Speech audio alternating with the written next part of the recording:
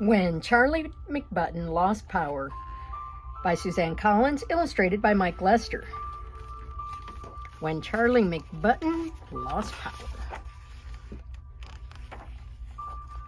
Charlie McButton had likes and like-nots.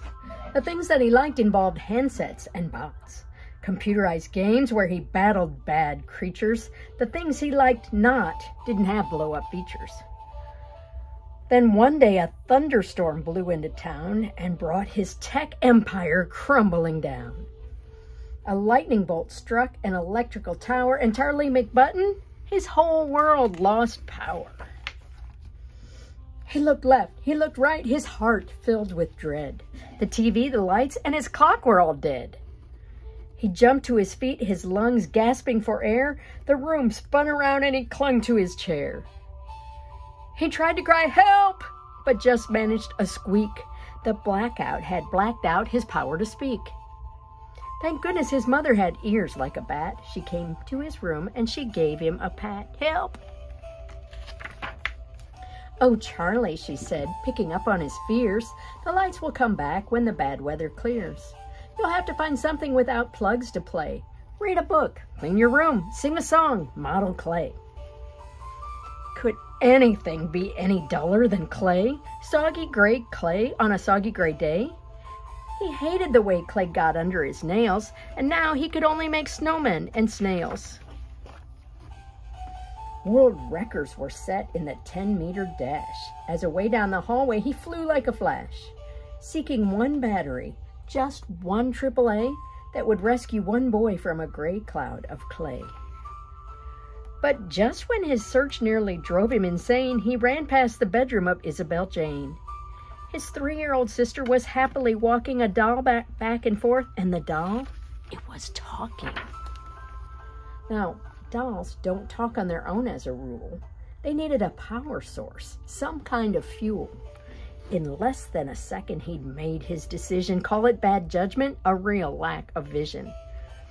Somehow, his head didn't warn of his folly, and Charlie McButton, he pounced on that dolly.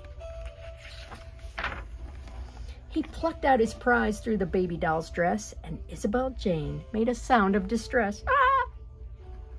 It was just a short walk on the foot of the stair to the foot of the stair where resided the McButton time chair.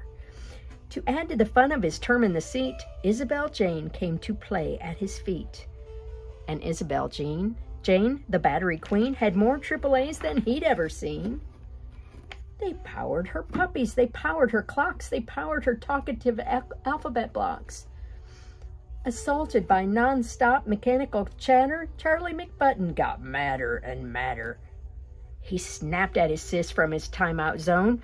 "How come you can't ever just leave me alone?"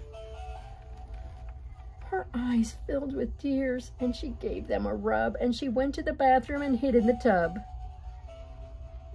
Then Charlie McButton felt totally rotten and couldn't help thinking some things he'd forgotten. Mainly, he thought that for sisters that toddle, Isabel Jane was a pretty good model. Isabel Jane. She clearly adored him. She didn't have fleas, and at dinner, she'd secretly eat up his peas. And sometimes, although he'd most hotly deny it, he liked to just sit there beside her in quiet, wrapped up in a blanket watching TV, her head on his shoulder, her foot on his knee. He sat and he thought and he stared at the rain. When his timeout was done, he found Isabel Jane. From the edge of the tub, she gave him a peek, so he said, "Hey, are we playing hide and go seek?" She was happy at once and ran into the hall, as she loved playing hide and go seek most of all. They took turns being it and counting to 10. They hid in the plants and the guinea pig pen. And when he found Isabel Jane in her quilt, they decided a big blanket fort should be built. Then the gloom made him think about dragons and spells. So Charlie became the great wizard McSmells. And Isabel Jane, who desired a role, magically changed to his faithful old troll. Between tracking down dragons and brewing up lizards and handling the day-to-day business of wizards, like forging his faithful old troll a new sword, Charlie McButton forgot to be bored. At supper they ate under real candlelight, and the daytime had melted right into the night. And after they'd all been asleep for an hour, the world came alive with a big surge of power. Oh, it's finally back, Charlie thought with a grin. Tomorrow I'll wake up and I can plug in. But another thought hit him he couldn't explain. I might also find dragons with Isabel Jane.